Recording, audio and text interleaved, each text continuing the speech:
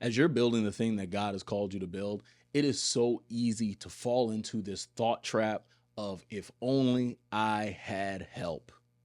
Where as you think about your to-do list, as you look at your calendar, the only thing that's really going through your mind is, man, things would be so much better if I had help with my content.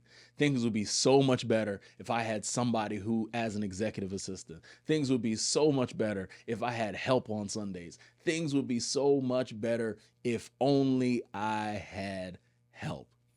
And this is a thought that can easily dominate our minds, a thought that can easily just take the joy out of the entire process of building simply because we're only focusing on what we don't have instead of looking at what we do.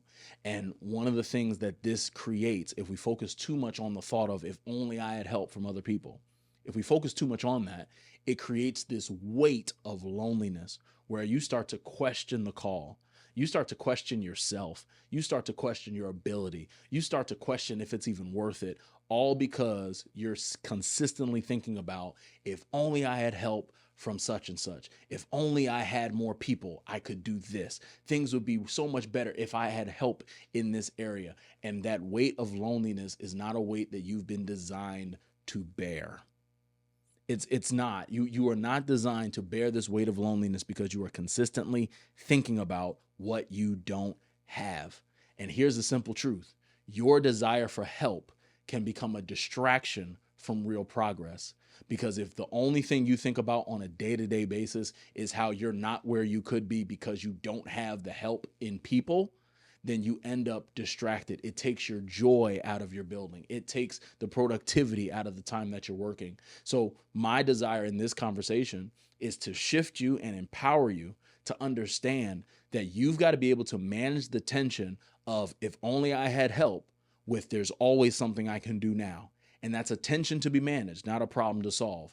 And the more you allow yourself to always know there's always something I can do now, as opposed to allowing the thought of if only I had help dominate your thoughts, then you will find yourself making progress. Because what you don't want to have happen is that the people come to help you and you mismanage them. Because when people start getting involved in what you're called to build, it adds a whole nother layer of complexity that you've got to be ready for.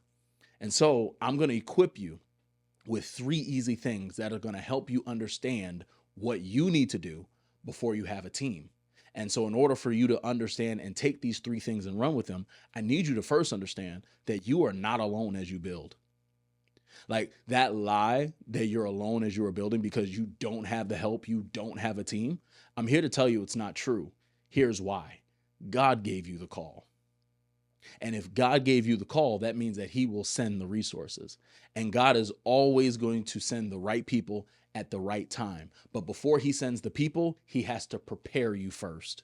And if you don't allow yourself to be prepared for when the people come, you will ultimately end up mismanaging the very people he sends. And God is not going to send people to help you just so you mismanage them, which is why if we're going to really be the kind of leaders that our calling requires, if we're going to be the kind of kingdom builders that are effective, we have to understand that while there may be some things I would definitely love some help with, there's always something I can do now despite me not having help because I have God with me. There's always something I can do even while I'm the only person in the business. There's always something I can do even while I'm the only person on a Sunday doing something. There's always something you can do because God is with you, because God is preparing you. So we're going to be answering the simple question of what do you have to do before you have a team?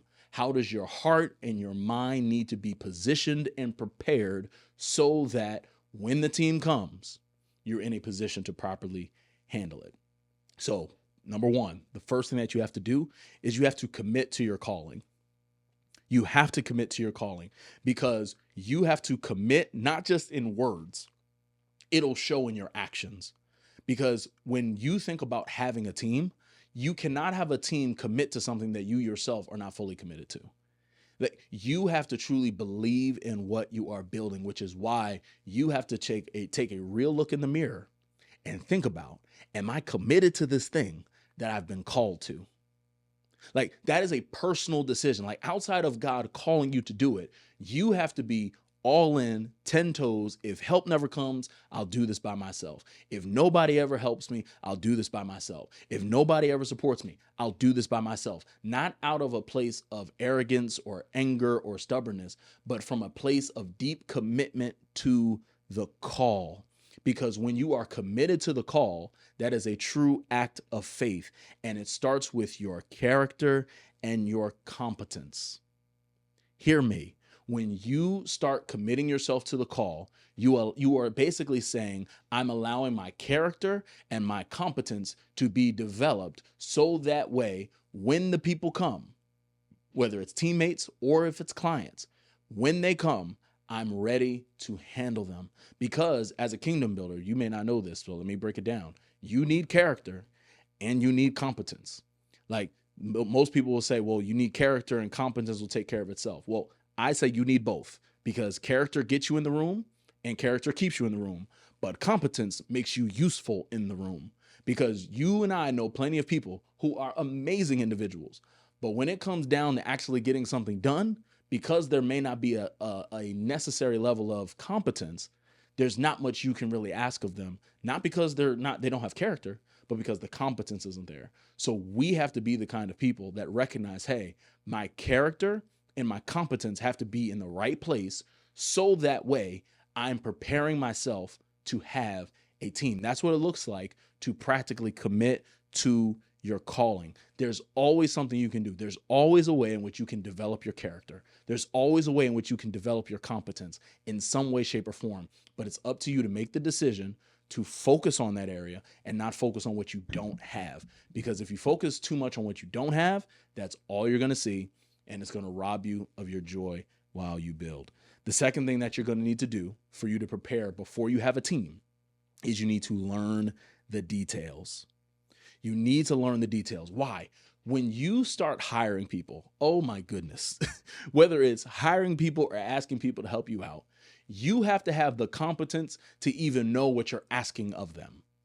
Like, you need to actually know what to expect, as opposed to just figure it out. Because guess what is likely going to happen if you do that? They are going to mess it up. It'll be totally against how you do things, or it's going to take way too long, whatever the case. And that can all be avoided when you make the decision in the competence department to simply learn the details of what you are building. When you get into the details of what you're building, it becomes a lot easier for you to ask for help, because you can actually make a confident ask of somebody else, knowing what their help will produce, as opposed to this vague, hey, just hop in and do the thing. And then when you're not seeing the results, you're figuring out what in the world's going on. See, when you learn the details, you actually understand, like I said, where you need help, as opposed to just put it like this. You're not only able to know where you need help, you're actually also able to pinpoint who you can ask for help. But if you don't know the details, you're just shooting in the dark. You don't know what you need. You just like, I just need somebody. I need a warm body. And when they come in and mess things up, don't do what you actually need them to do, whatever the case is, then you're upset. So here's what you need to understand. Within whatever it is that you're building, you got to understand what works. You got to understand how it works. And you got to understand why it works. Before we get back to the episode, I want to extend you an invitation to our Dream Leadership Summit. This is an annual gathering that was formerly known as our Dreamer Symposium, but the mission is still the same. It's to help you have a clear vision that you're going to execute with in the new year. Just imagine what your life would be like if you got in the room with the same people who are called, the same people who are building businesses, building ministry, where you got to get sharpened and you got to get connected with other people. I'm telling you that these 2 days can absolutely transform your life. We've had people leave this event and buy houses. We've had people leave this event and start businesses, write books. We've even had a marriage come out of this gathering, and I don't want you to miss out on December 4th and 5th. You can get your ticket right now at thisisdls.com. I'm telling you, you won't regret it. Get there, be in the room so all of us can grow. Now, let's get back to the episode. If you're going to be an effective leader, any effective leader, especially any effective executive, you know what works, how it works, and why it works. You should be able to know what offer works in your business.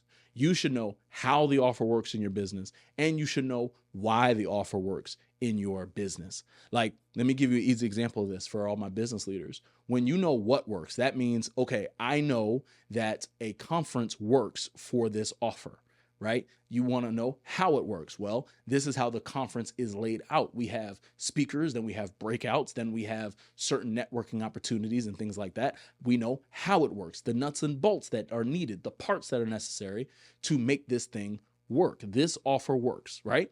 But if you really want to supercharge this and you really want to position yourself to know the details, you understand why it works. This is where you think about, you understand the pain point of the people you're called to serve so well, so that way you're not just putting parts together because that's just what you're supposed to do.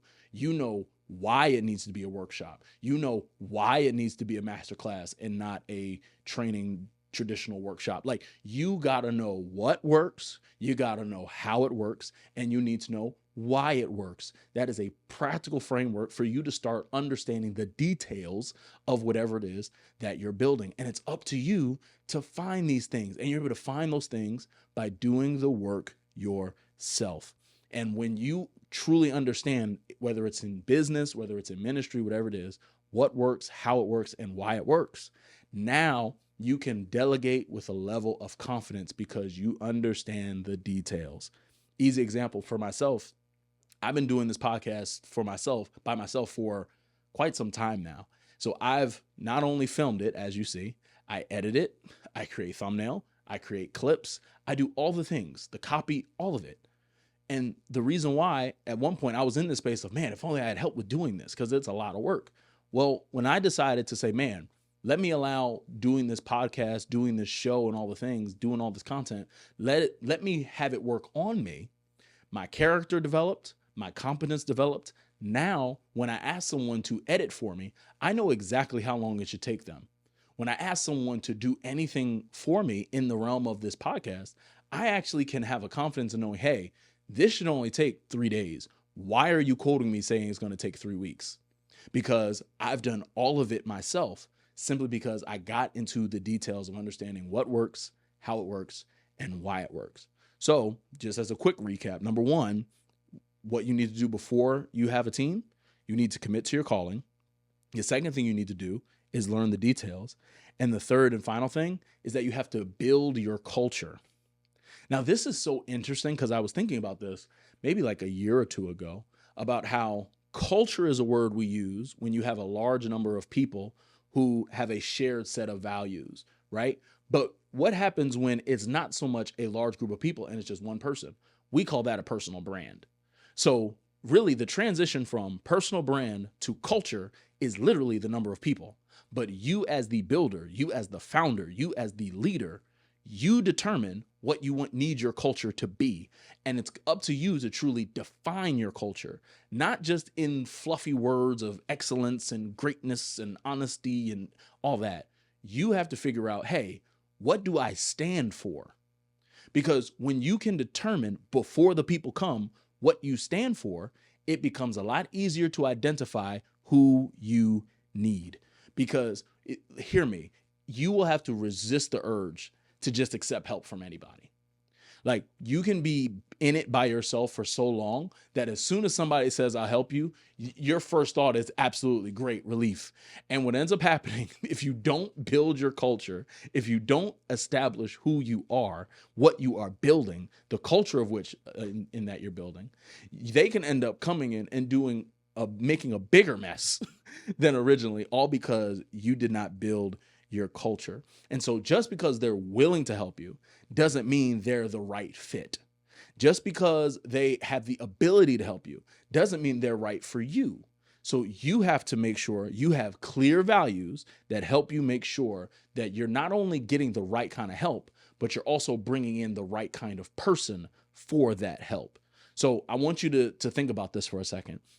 Imagine like you were a nail tech or you're a barber or something like that, and you loved it. You absolutely enjoyed the details of cutting people's hair. You're committed to it. You're like, hey, I'm going to do this for the rest of my life. It serves people and all the things. And let's say you grew so much to the point where you had more people requesting your time than you had possible. And so there's one guy, one girl, whoever, who says, man, I'd love to help you out. And you're like, okay, great. I want to serve these people at the highest levels. And they end up being super unprofessional. They represent you poorly, but let's say they can cut hair. And let's say the people that go to them are run off, have a terrible interaction. They're upset. They're unhappy, all the things, all because you allowed someone who had the skills but didn't have the character to come in and help, all because you didn't establish a culture. See how this shows up, especially with when you're building, you got to understand that you need people long term. You don't want people just short term, in one day, out the next. You want to actually be building something that lasts, which is why you want to take the time to build your culture. You want to figure out, hey, does what matter to me, does that matter to you? Not because I'm paying you, not because it'd be cool, not because you just want to attach yourself to me. Just, I need to know on a character level, does what matter to me, does that matter to you? And that's why interview processes are what they are when you think about corporate jobs and all the things. That's why you have to have these conversations and be okay if someone is skilled, but they're not the right fit, simply because you have established a culture. So for us here at Craft Your Dream, we have 5 core values. For us, integrity, excellence, community, intentionality, and growth. Those are the 5 things. Like, in order for you to work within this organization in some way, shape, or form, you've got to value what we value. Like, and I know a lot of people who are amazing entrepreneurs doing amazing things. I work with them, absolutely. But when it comes to actually like doing things within the organization, oh no, you have to value what we value.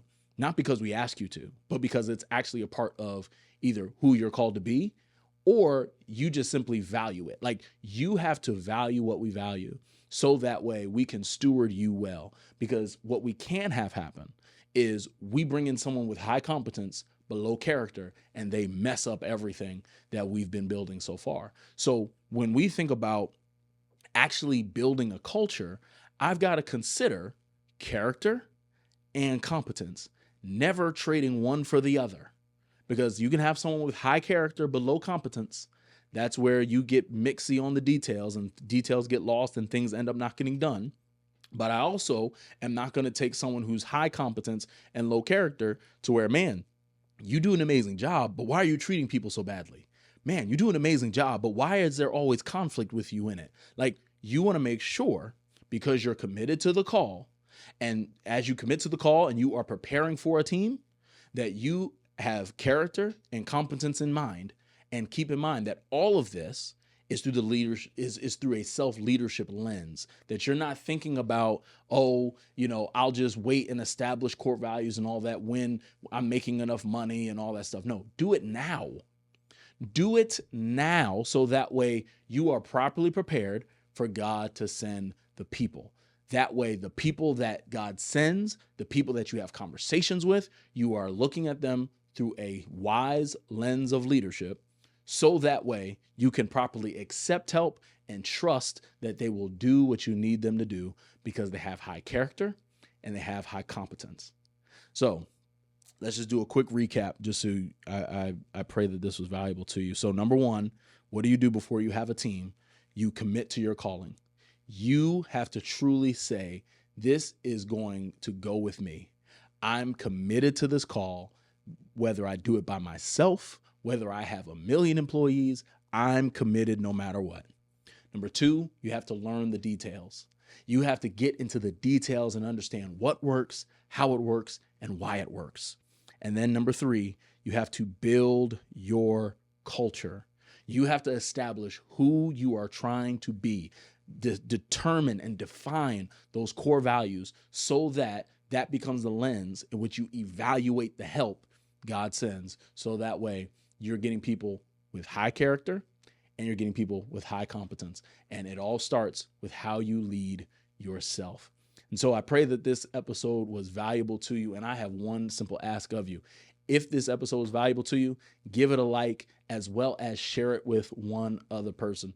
to be a blessing. Now, we're committed here to help you simply become the leader that your dream requires. And we are excited to do that. And we have some fun things coming up. And if you truly want to go deeper in your understanding and in your ability to show up, I want to invite you to the Builder Lab. This is a free leadership training that we do here at Craft Your Dream, where we're going to help you stop guessing at what you're building, where you're going to leave this webinar truly knowing what to focus on and what to do next to actually see growth and be fulfilled in the process.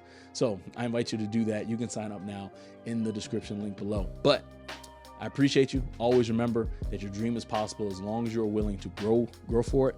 And I pray that you take care.